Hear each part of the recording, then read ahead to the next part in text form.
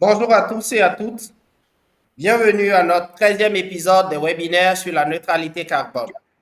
Je suis Donald Zebounou, chargé de projet éducatif à Solar Solutions, une entreprise orientée sur la neutralité carbone et qui offre des services liés à l'énergie solaire.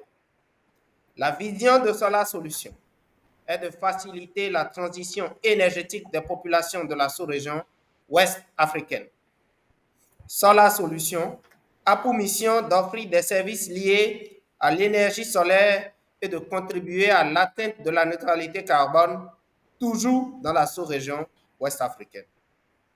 Depuis un certain temps, nous organisons des webinaires pour sensibiliser les populations sur les efforts qu'il faut faire pour atteindre la neutralité carbone. C'est donc dans cette optique que nous nous retrouvons ce soir pour discuter du thème pâte dentifrice et cure-dents, lequel est le plus éco-responsable? Pâte dentifrice et cure-dents, lequel est plus éco-responsable? Et pour mieux nous entretenir sur le sujet, nous avons le plaisir d'avoir à nos côtés le docteur Tolomé Kalos. Qui est-il? Quel est son parcours? Pourquoi est-il si précieux pour nous en cette occasion? Dans un instant, vous aurez le plaisir de le savoir.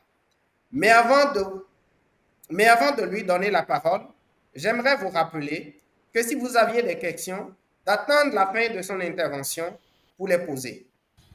Vous aurez le choix, en appuyant sur chat, écrire directement votre question dans la discussion ou simplement en appuyant sur l'émoticône à droite, levez la main pour qu'on puisse vous donner la parole. Bonsoir, docteur Tolomé. Bonsoir. Alors, c'est un plaisir pour nous de vous avoir à nos côtés ce soir. Alors, pouvez-vous, s'il vous plaît, vous présenter à nos chers participants? Et bonjour tout le monde. Je m'appelle Dr Tolomé Carlos, chirurgien dentiste, officiant à l'hôpital d'instruction des armées, omnipraticien et chef du service de stomato à l'hôpital d'instruction des armées de Paraco. Merci beaucoup, docteur, pour cette présentation. Alors, au Bénin, quelle place accorde-t-on à la santé bucco-dentaire? Nous allons d'abord commencer par une revue peut-être un peu plus générale. Et ce qu'il faut savoir, c'est que selon le rapport de l'OMS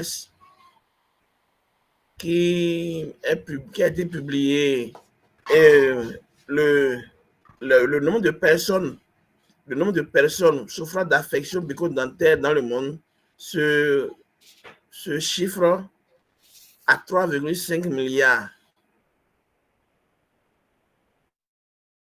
Quasiment une personne sur deux sur le globe terrestre souffre d'affections bucco-dentaires et ce chiffre est encore plus élevé dans les pays à revenus intermédiaires et encore plus dans les pays, comme on dit, les pays pauvres, les pays pauvres très endettés ou les pays, je ne connais pas la signification. Et c'est un problème de santé publique mondial. Nous sommes un pays à revenus intermédiaires et nous sommes d'autant plus touchés, le Bénin est d'autant plus touché, parce que cette prévalence-là est beaucoup plus élevée dans notre population. Donc, cela devrait relever d'un problème de santé publique qui devrait amener les populations et aussi le gouvernement à prendre au sérieux la santé bucco-dentaire. Merci beaucoup, docteur, pour cette explication. Oui. Alors, Pour prendre soin de sa santé bucco-dentaire, il est vital et important d'utiliser certains dispositifs. Dans nos foyers, certains préfèrent utiliser les cure-dents communément appelées la brosse végétale. D'autres utilisent des brosses à dents modernes, faites à base de produits pétroliers. Alors, quelle place et rôle occupent la brosse à dents et le cure-dents, si on veut, dans la santé ou l'hygiène bucco-dentaire? Et, les éléments que vous venez de citer, la brosse à dents ainsi que le cure-dent, sont les principaux outils, sont les principaux outils que nous utilisons pour assurer notre hygiène bucco-dentaire et pour cela assurer notre santé bucco-dentaire. Le cure-dent, vous savez que c'est un outil qui est vraiment d'utilisation très ancienne, puisque on le retrouve même dans l'histoire de l'Égypte antique. Dans l'histoire de l'Égypte antique, il n'était pas seulement fait de bois comme on l'utilise, mais on utilisait aussi des poils, des épines de porc-épic et certains autres matériaux naturels pour assurer l'hygiène bucco-dentaire. Mais concernant le Bénin, le, le matériau le plus souvent utilisé, c'est du bois. Ce sont des branches qui sont coupées, des branches issues d'un arbre qui sont coupées et qui servent à l'hygiène bucco-dentaire. C'est ce qui est couramment utilisé dans nos contrées, surtout dans nos contrées rurales. Et cela révèle d'une pratique qui s'est perpétuée de génération en génération. L'utilisation de la brosse à dents dans sa version moderne que tout le monde connaît, elle est d'utilisation récente et elle survient après l'apparition du pétrole. La découverte du pétrole et de ses dérivés a permis l'invention de cette forme moderne de brosse à dents, puisque ce sont des substituts ou bien des composés à base de substituts ou de résidus de dérivés du pétrole. Donc, ils jouent le même rôle. Ce sont des outils qui sont utilisés pour assurer l'hygiène bucco-dentaire. Merci beaucoup, docteur, pour Merci. ces différentes explications que vous aviez données. Alors, moi j'ai une question. Alors, l'utilisation du cure-dent végétal résout-il le problème de l'hygiène bucco-dentaire si l'on veut rester C'est éco-responsable? fini. Elle est vraiment utile puisque si elle n'avait pas une certaine utilité, elle n'aurait pas été utilisée par nos populations depuis les temps immémoriaux. L'OMS reconnaît l'utilité de la brosse végétale dans la prévention, dans l'hygiène bucco-dentaire et dans la prévention de la survenue des caries, au même titre que les brosses dentaires modernes. Donc, elle joue le même rôle que la brosse dentaire. sauf que c'est peut-être sa forme et le matériau utilisé qui est peut-être différent et qui peut peut-être causer des problèmes. Ok, merci. La brosse à dents végétale ou tout africain, c'est un outil ou bien un instrument qui est issu du bois, qui est issu d'un arbre, issu des branches d'un arbre, qui est taillé, qui a une forme d'environ 20 à 30 cm et qui est issu d'un arbre suffisamment tendre pour qu'il soit mâché et qu'il soit suffisamment dur pour qu'il soit tenu en bouche pour permettre les efforts de brossage et de nettoyage des dents. On la reconnaît à vue d'œil, on la reconnaît immédiatement puisque c'est fait en bois. Et elle n'est pas difficile à reconnaître. Je ne sais pas si vous avez des photos, mais on peut vous envoyer des photos par... Je ne sais pas comment on peut envoyer des photos ici. C'est tout à fait possible. Mais on peut envoyer des photos pour Si vous avez... montrer à peu près. Mais je crois que c'est une brosse végétale ou cure-dents. Bon, chez les fonds, on appelle ça à l'eau. Donc, je ne sais pas comment ça s'appelle chez d'autres personnes, dans d'autres cultures, mais chez les enfants, non, c'est à l'eau. Merci beaucoup, docteur, pour ces différentes réponses que vous aviez apportées.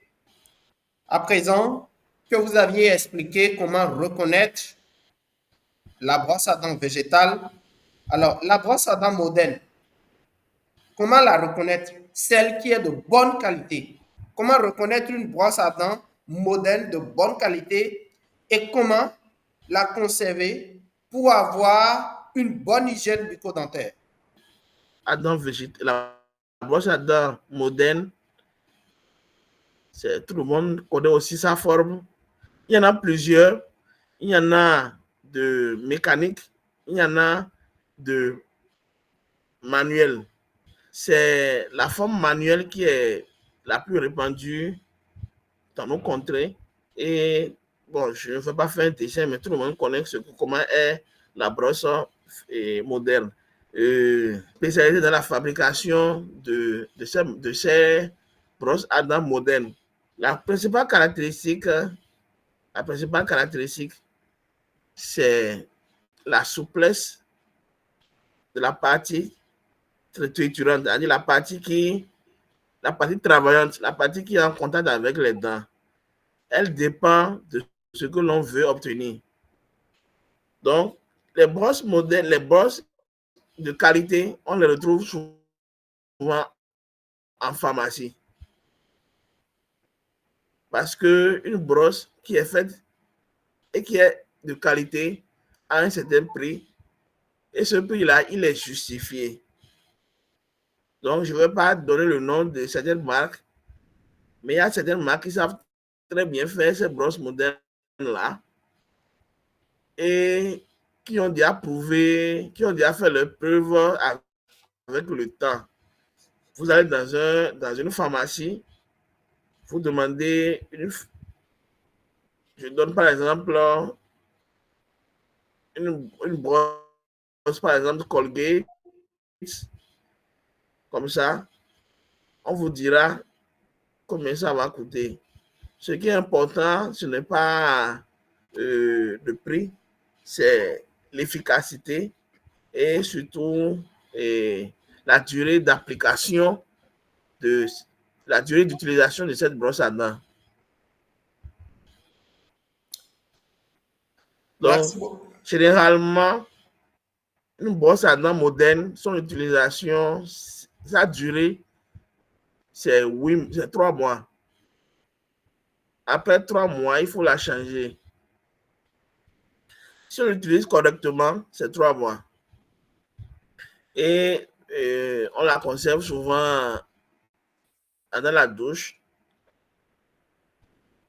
Elles ont souvent une étui de protection qui permet de protéger la partie qui est en contact avec la bouche pour éviter que certains insectes puissent se promener sur cette partie-là. Donc, à peu près. Mais je pense que tout le monde ici connaît quelle est la forme d'une brosse moderne.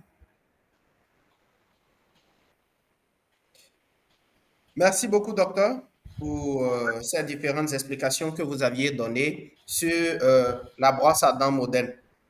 Alors, si on devait comparer une brosse à dents végétale à une brosse à dents moderne, que nous direz-vous en gardant à l'esprit l'impact environnemental que chaque dispositif produirait, lequel choisirez-vous ou lequel recommanderez-vous aux populations béninoises et d'Afrique? En parlant, en parlant strictement de façon d'impact écologique, si on doit se baser sur cet aspect, comme je l'ai dit, la brosse à dents végétale est issue d'un végétal, d'un arbre. Donc, il est biodégradable. Il n'a pas un impact, il n'a pas un impact écologique négatif sur l'environnement. Il n'a pas un impact écologique négatif. Il peut être, même si jamais vous le jetez, il n'y aura pas de problème. Il va être recyclé naturellement. Mais contrairement issu qui est issu de résidus de dérivés de pétrole, du plastique en réalité et de la résine qui constitue le matériau principal de la brosse moderne. Ainsi, vous-même, vous connaissez déjà les résidus sur l'environnement et sur notre vie courante, les sachets et tout. Donc, en ce qui concerne l'impact, on recommande, si l'on n'a pas de brosse moderne, d'utiliser la brosse végétale. Dans un environnement où il n'y a pas possibilité d'avoir une brosse moderne, la brosse végétale joue le même rôle. Mais la brosse végétale, la brosse végétale a un inconvénient par rapport à la brosse moderne, c'est son ergonomie. C'est sa façon comment elle se présente. La brosse végétale n'est pas si esthétique que ça. Alors que la brosse moderne, elle est esthétique. Il suffit de la nettoyer et de la ranger. Et c'est comme si on ne l'avait jamais utilisée. Alors que la brosse végétale, quand on l'utilise une fois, on sait qu'on l'a déjà utilisée. Et parfois, ce n'est pas très joli d'avoir un cure-dent à côté de soi, parce qu'on saura immédiatement que vous êtes brossé, quelque chose comme ça. Donc, c'est un peu cet inconvénient esthétique qui peut-être joue en sa défaveur. Sinon, ce qui est important pour nous les dentistes, ce n'est pas l'outil, puisque les deux, aussi bien la brosse dentaire moderne que la brosse végétale, sont des outils qui se valent, mais ce sont les méthodes et la façon dont on les utilise. C'est cette façon qui est très importante pour nous et qui permet une bonne hygiène, une bonne santé dentaire. Merci beaucoup, docteur, pour ces différentes explications. Bien qu'il y ait un petit décalage dans la réception de vos réponses, nous ferons le maximum pour que lors des phases de questions et réponses, le tout puisse s'ajuster. Alors, beaucoup vous diront au Bénin qu'ils n'ont pas beaucoup de moyens. Des brosses à dents de 300 francs, 500 francs, 1000 francs au plus. Contre des brosses à dents qui sont vendues à 4500, 4000, 5000, voire plus. 7000, voire au-delà. Alors, vous qui êtes chirurgien, est-ce qu'il n'y a pas un impact entre l'utilisation de ces deux dispositifs, une brosse à dents prise à bas prix sur le marché et une brosse à dents achetée à peut-être un prix légèrement élevé au niveau d'un centre pharmaceutique? Est-ce que les deux ont la même efficacité et est-ce qu'ils ont le même impact et peuvent garantir une bonne santé bucco-dentaire à tous ceux qui les emploient? De façon plus prosaïque, un outil ou bien un instrument qui est de, de faible coût est forcément de mauvaise qualité, de qualité inférieure à un instrument ou un outil à un prix beaucoup plus élevé. Et cela se ressent immanquablement au niveau de ces brosses dentaires que l'on voit.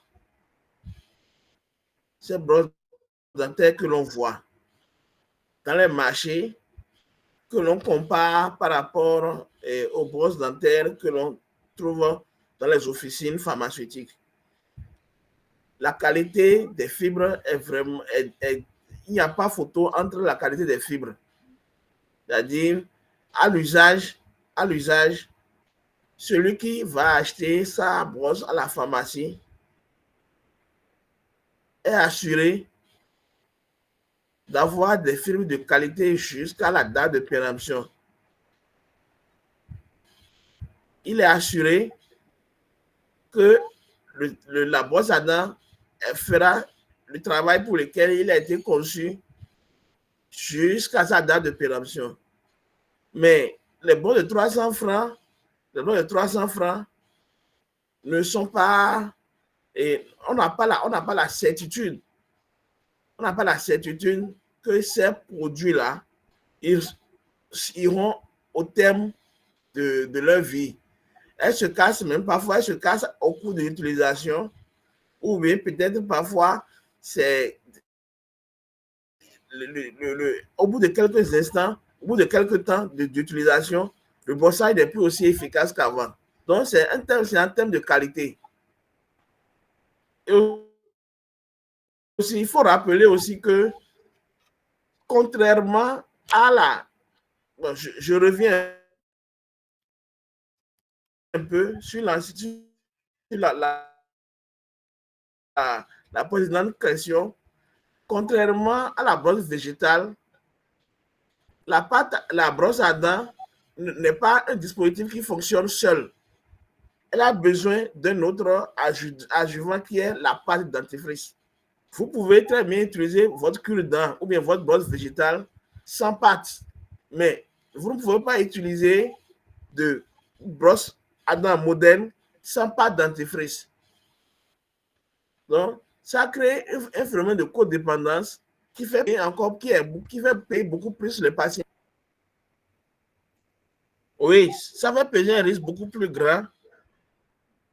Ça va peser un risque beaucoup plus grand sur les populations parce qu'elles ne sont pas de bonne qualité.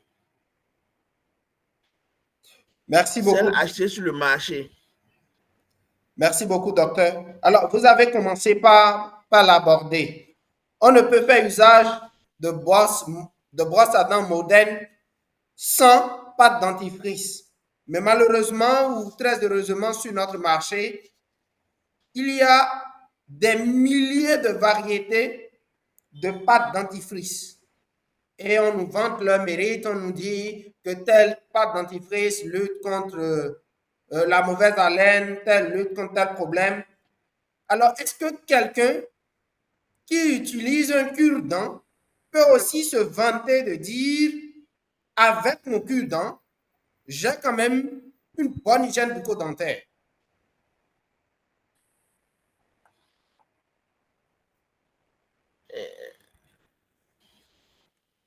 Mais la réponse est oui. La réponse est oui. Puisque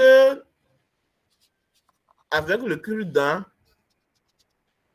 vous avez la même efficacité. Le cure-dent, il ne faut pas minimiser l'efficacité du cure-dent. Le cure-dent est très efficace dans l'hygiène bucco-dentaire. Quand ce n'est pas, on n'a jamais, même les études qui ont été faites récemment n'ont pas montré qu'avec le cure-dent, que la personne qui présente une mauvaise haleine précédemment a toujours la mauvaise haleine. Donc, c'est un instrument qui est très efficace pour la prise en charge pour la prévention des affections bucco-dentaires. C'est un instrument très efficace. Une haleine,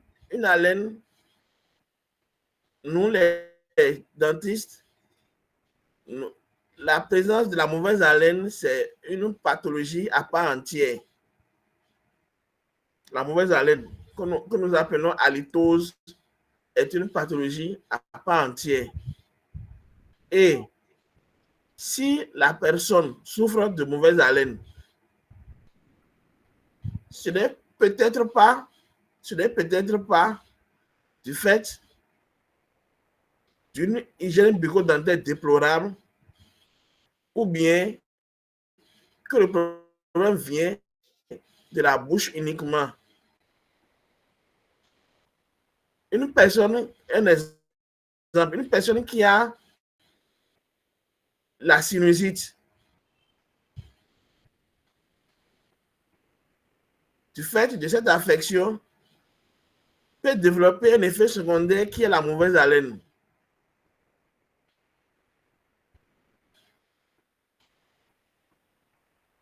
Il y a d'autres causes qui peuvent expliquer la mauvaise haleine.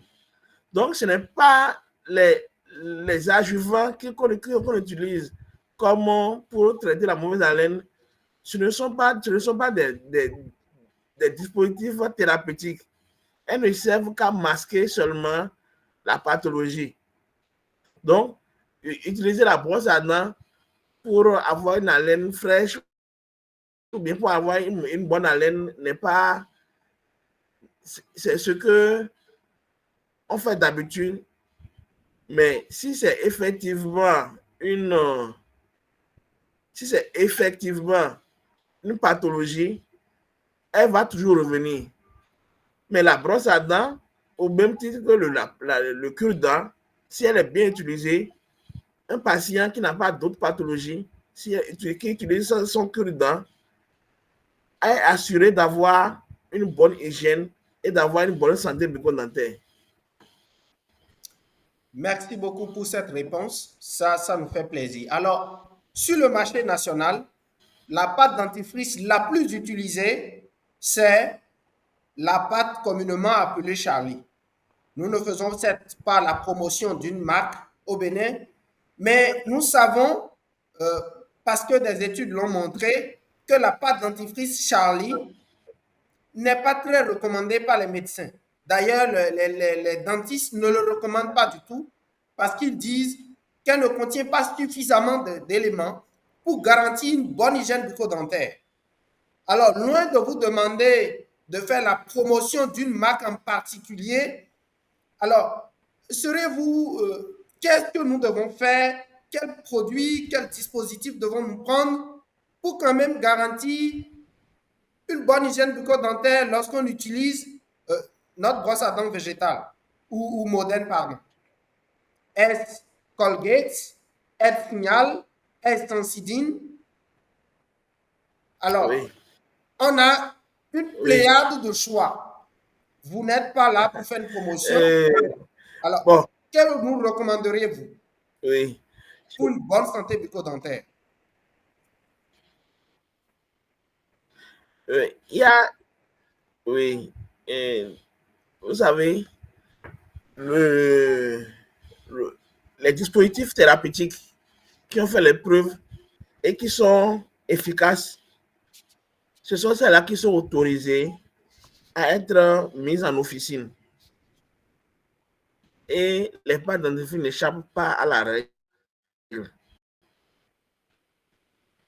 il y a beaucoup de pâtes dentifrice, c'est vrai, qui circulent dans nos contrées, dans nos marchés, mais il n'y en a pas beaucoup qui sont mises en vente dans les pharmacies.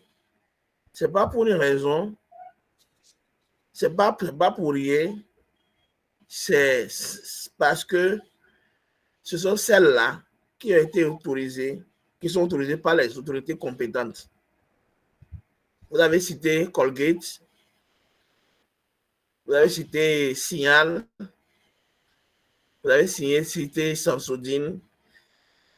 Il y en a, mais ce sont ces pâtes-là qui sont recommandées, que nous recommandons parce que elles, nous savons qu'elles ont suffisamment de principes actifs pour jouer le rôle qui est le leur.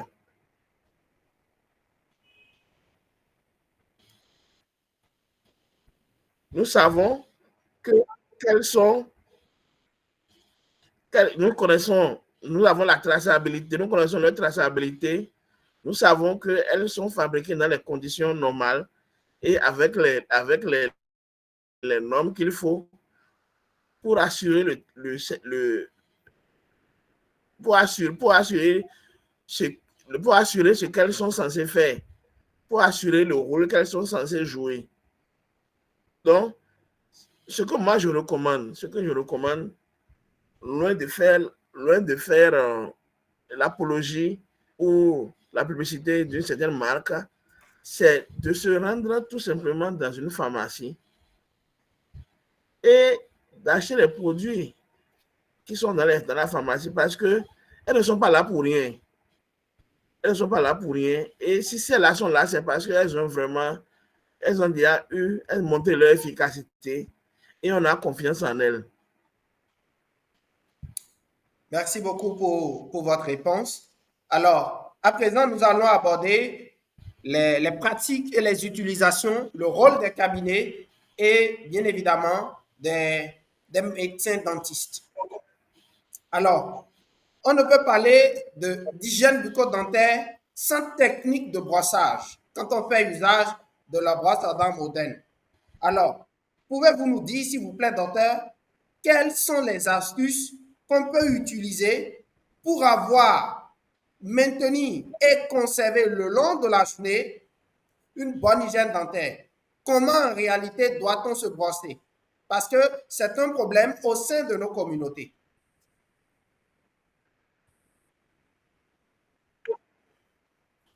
Ouais.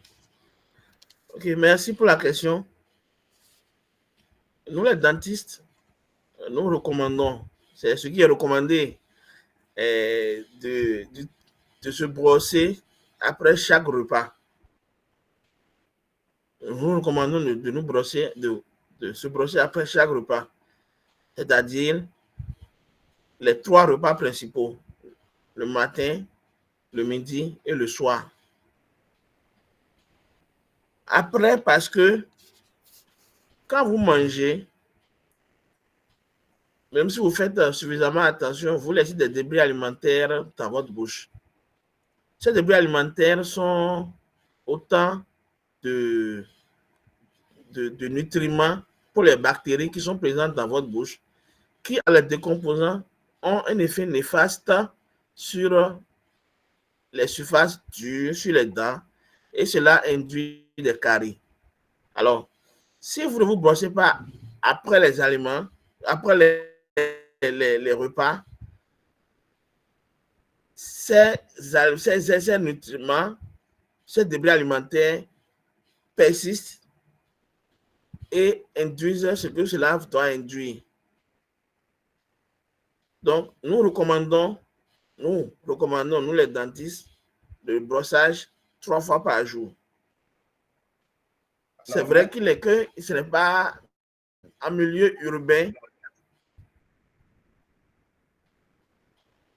C'est vrai qu'en milieu urbain, ce n'est pas très facile. Nous allons au boulot. À midi, ce n'est pas facile. C'est pas tout le monde qui a la chance de venir manger ou bien de venir se reposer à la maison. La plupart du temps, nous sommes hors de nos maisons. Ce n'est pas facile. Mais même si jamais vous brossez le matin et le soir, avec une bonne technique de brossage, je pense que vous avez assuré l'essentiel. Il y Merci beaucoup. a plusieurs techniques de brossage. Mais s'il y a une qu'il faut retenir, puisque s'il y a une qu'il faut retenir, c'est la technique de brossage qui consiste à se brosser de façon verticale. C'est-à-dire, si on prend l'exemple de la mâchoire supérieure, si vous voulez brosser votre mâchoire supérieure, vous brossez de haut en bas. Aussi bien les faces que l'on voit que la face interne. Et si c'est la mâchoire inférieure, c'est de bas en haut. De bas en haut. En ce qui concerne les faces des dents qui se rejoignent et qui permettent de mâcher les aliments, vous pouvez brosser comme vous avez l'habitude de le faire. L'avantage de cette technique, c'est qu'elle élimine la majorité des débris alimentaires que l'on aurait peut-être, qui seraient peut-être restés en bouche, parce qu'elle suit l'axe de la dent. Elle suit l'axe de la dent. Et on n'oublie pas aussi de se brosser la langue, le dos de la langue, parce que quand on parle de mauvaise haleine, c'est généralement à ce niveau-là que se situe le problème. C'est la langue, c'est le dos de la langue qui est sale, qui est sadural, qui induit en grande partie la survenue de mauvaise haleine. Donc, se brosser les surfaces dures, mais en n'oubliant pas la langue qui est un organe important aussi de la bouche. Si vous respectez ces principes-là, vous aurez une bonne hygiène, vous aurez une bonne santé bucco-dentaire et vous, la probabilité que vous ayez des, des pathologies bucco-dentaires va être fortement réduite. Merci beaucoup, docteur, pour ces différentes explications. Alors, j'aimerais revenir sur un petit détail. Pour les bureaucrates, ceux qui vont au service, on n'a pas cette facilité de sortir euh, au bureau avec notre brosse à dents. Ça va être difficile. Mais qu'est-ce qu'on peut faire à midi lorsqu'on mange au bureau, lorsqu'on mange au service? Qu'est-ce que vous recommandez en tant que médecin, dentiste? Qu'est-ce qu'on peut faire en attendant de pouvoir nous brosser, comme vous l'aviez dit, tôt le matin pour chasser la mauvaise haleine et tard le soir, une fois être rentré, après avoir mangé, pour quand même garder sa bouche propre. Qu'est-ce qu'on peut faire à midi? Parce que je nous vois difficilement transporter la brosse à dents au service. Oui, c'est une astuce. Hein. C'est une astuce. Je pense que en faisant un gargarisme, vous prenez de l'eau et vous faites du gargarisme et vous brossez vous cachez, vous rincez la bouche et vous cachez. Je pense que c'est suffisant en attendant que vous veniez le soir pour faire le brossage nocturne. C'est une astuce. Ça vaut, c'est une astuce qui vaut beaucoup d'autres, mais qui a fait ses effets. D'accord. Qui a fait ses preuves. Merci beaucoup, docteur. Merci pour cette réponse. Alors, aujourd'hui, sur le marché, on trouve aussi une pléiade de bains de bouche que les gens se prennent, on dit il faut les acheter pour avoir une bonne haleine toute la journée. Alors, qu'est-ce que vous pensez de ces bains de bouche qu'on utilise aujourd'hui et qu'on retrouve la plupart du temps sur le marché? Quel regard doit-on avoir vis-à-vis de ces bains de bouche qui sont disponibles aujourd'hui? Alors, les bains de bouche, oui, les bains de bouche, ce sont des dispositifs médicaux, thérapeutiques, qui ont, qui ont un objectif bien déterminé et qui ne sont pas censés être utilisés pendant une longue durée. Donc, comme je le dis souvent, si il n'est pas conseillé de faire de l'automédication en ce qui concerne les bains de bouche. Si le bain de bouche est utilisé pour régler un problème, le conseil que j'ai à vous donner, c'est d'aller voir le dentiste pour qu'il vous voie et arrive à détecter le problème. Si le problème est réglable, il va le régler. Si il n'est pas réglable, il va vous orienter là où il faut pour que le problème soit réglé. Parce que le bain de bouche, c'est un dispositif qui n'est pas censé être utilisé très longtemps dans la bouche. Merci beaucoup, docteur, pour cette réponse que vous nous aviez apportée. Alors, vous avez abordé le point. Rendre visite à un médecin dentiste au moins une fois par an. Tous les Béninois le savent. Mais un adage béninois dit également que c'est celui qui a bien mangé qui rend visite à un dentiste. Et parfois, bien que nous ayons des affections bucco-dentaires, bien que nous ayons des problèmes, bien qu'étant conscients de ça, nous tardons à nous rendre visite au médecin dentiste. Et finalement, quand on rend visite au dentiste, il dit, voilà, vous allez dépenser tel. Et souvent, le montant est souvent conséquent. Alors, que direz-vous face à cette mentalité que beaucoup de personnes ont dans notre pays? Je vous remercie pour la question. C'est un peu pour vous expliquer un peu la nature de notre art. Les affections bucco-dentaires ont cette spécificité qu'elles évoluent souvent à bas bruit. Elles évoluent silencieusement.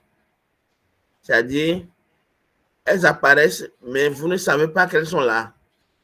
C'est quand elles atteignent un stade où c'est irrécupérable qu'elles commencent à montrer des symptômes, une symptomatologie. Alors, qu'est-ce que je veux dire par là? Nous recommandons, c'est notre travail, c'est-à-dire que notre travail avant tout est de sensibiliser la population sur et le fait qu'elles doivent insister sur la prévention. C'est-à-dire qu'elle inculque, qu'elle présente, qu'elle ait des habitudes qui sont de nature à empêcher la survenue de la pathologie. Parce que quand la pathologie survient, en fonction de sa gravité, vous allez dépenser plus. Si elle survient tôt, si elle est précoce, le traitement précoce coûte moins cher que si jamais elle est beaucoup plus avancée. C'est ce qui explique souvent ce que l'on entend passer par là. C'est pour ça que nous recommandons de la population de se faire consulter au moins 2 fois par an. C'est pas beaucoup, hein? 2 fois par an. C'est une consultation de routine qui permettra au dentiste de vous dire quel est l'état actuel de votre dent, quel est l'état actuel de votre bouche. S'il voit qu'il y a quelque chose à faire, il vous le dira. S'il n'y a rien, il vous donnera les règles pour que ça puisse continuer. Mais si vous devez attendre que les symptômes surviennent, souvent la facture est souvent salée. Donc, ce sont des conseils de prévention que nous devons inculquer à la population pour que la population ne soit pas souvent victime de ce que vous venez de décrire, où il vient chez le dentiste et on lui montre une facture et il considère que c'est trop cher. Merci beaucoup, docteur, pour ces diverses explications. Alors, chers amis, chers participants, vous qui avez eu le plaisir d'écouter le docteur Tolomé Carlos, vous avez entendu ses conseils. N'attendons pas que les affections atteignent un certain niveau avant de rendre visite au chirurgien dentiste ou au cabinet dentaire pour voir l'état de nos dents, l'état de notre santé bucco-dentaire, pardon. Eh bien, docteur, nous avons entendu toutes vos recommandations. Mais il y a une question qui me revient. L'impact que produit la brosse à dents végétale est moins que l'impact que produit la brosse à dents moderne. Mais on constate de plus en plus que beaucoup de jeunes se réfèrent automatiquement à la brosse à dents moderne.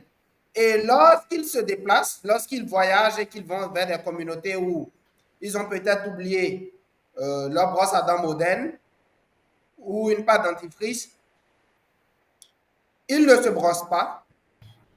Ils préfèrent rester comme ça, ils se rincent juste la bouche et ils se disent, quand je vais rentrer à la maison, eh bien, je vais me brosser. Alors, comment corriger cette mentalité? C'est une question d'habitude. Vous savez, il y a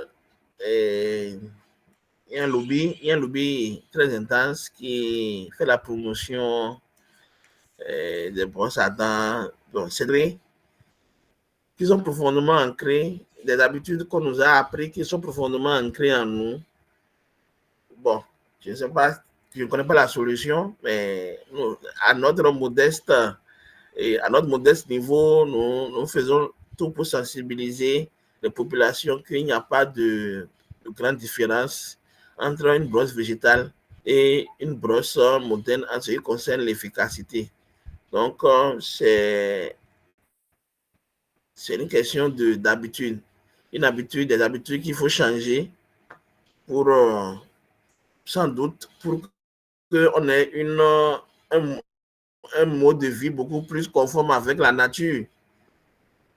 Puisque l'impact des brosses à dents végétales est beaucoup moins, quasiment nul, puisque c'est naturel, ce sont des branches, ça dit que c'est du végétal qui se recycle et qui va se recycler de façon naturelle, comparativement aux brosses végétales et aux pâtes dentifrices qui sont des produits industriels fabriqués et qui sont issus de l'être humain, qui sont issus de l'humain, de la technologie humaine.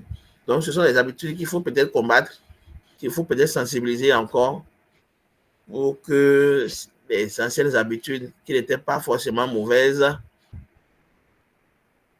reviennent encore. Mais c'est un combat de longue haleine, puisque si je vous parle d'un lobby, comme je vous parle, c'est un lobby. Donc, c'est pas facile. Merci beaucoup, docteur, pour vos différentes réponses. À présent, chers participants, chers amis, l'occasion vous est donnée de poser directement vos questions au docteur Tolomé. Nous rappelons une fois encore que pour poser vos questions, vous avez le choix. écrire directement votre question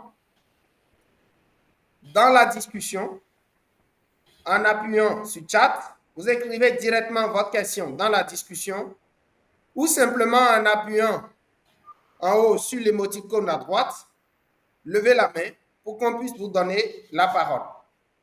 À présent, chers amis, nous vous écoutons.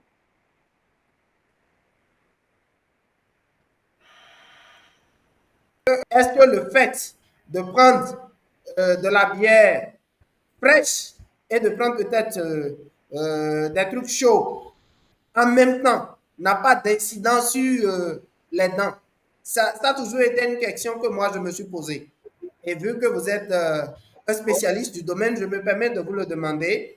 Est-ce que l'utilisation simultanée du froid et du chaud n'a pas d'incident sur la dentition, la santé bucco-dentaire? Bon, vous savez, l'organe, l'être humain, surtout les dents, sont faites de telle façon qu'elles sont capables de supporter les variations de température. Maintenant, ces variations de température, quand elles ont tendance à se succéder, ben, elles vont créer forcément des problèmes. Elles vont forcément créer, c'est pas conseillé de prendre de l'eau chaude et puis de l'eau fraîche en même temps. Vous allez créer un choc, ce qu'on appelle un choc thermique.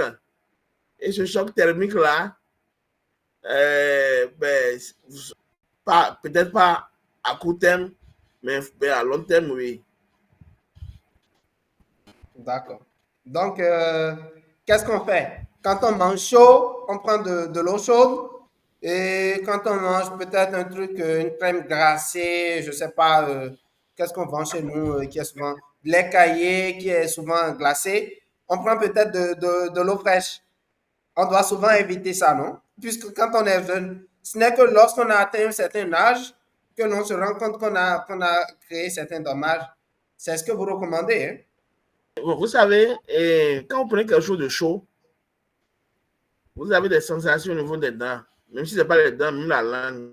Ce sont des signaux d'alerte qui montrent que la température est trop élevée, est trop élevée et que l'organisme ne peut pas supporter plus. De la même façon, quand vous prenez quelque chose de froid, vous avez cette sensation au niveau de la dent, des dents, qui vous dit que ça là, c'est trop froid. Ce sont des capteurs, des récepteurs sensoriels qui sont, qui sont là pour vous alerter,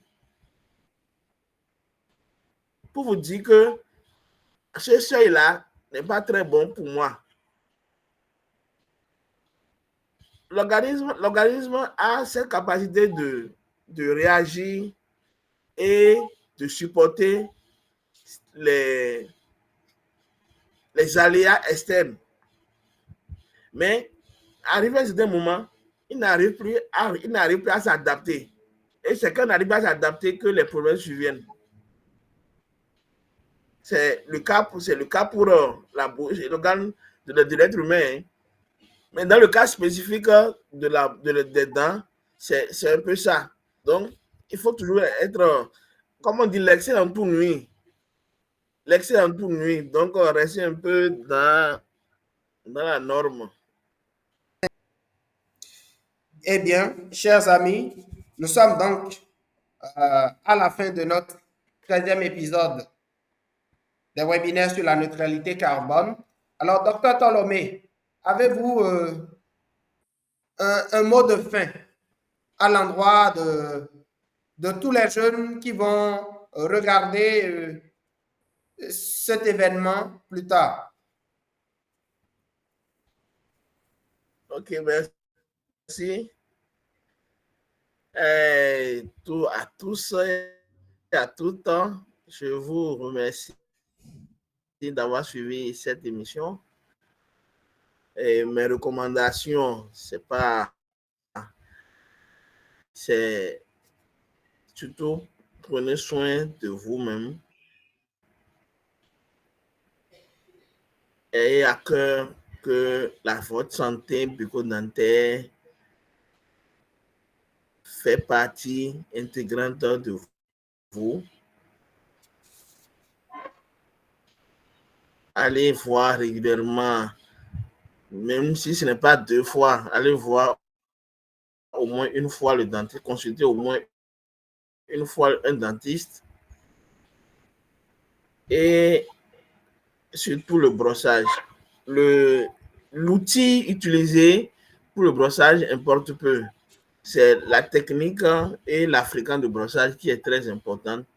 Avec ça, vous êtes assuré que les affections bucco-dentaires ne seront pas des pathologies qui vont trop vous déranger à court, à moyen ou même à long terme. Merci. Merci beaucoup, docteur. Et nous remercions sincèrement tous ceux qui ont participé à l'événement ce soir. Bien que nous ayons eu quelques problèmes techniques, nous nous en excusons. C'est du fait des réseaux de télécommunication.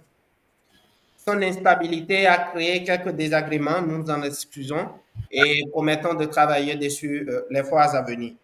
Alors, vous pouvez nous suivre sur nos différents réseaux sociaux, Facebook, LinkedIn, Instagram, et aussi retrouver les enregistrements de nos anciens webinaires sur notre page YouTube. Vous pouvez également nous écrire directement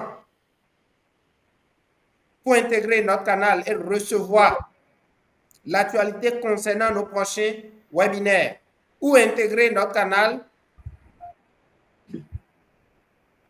sur la diffusion et la sensibilisation sur la neutralité carbone et bien évidemment sur nos prochains webinaires.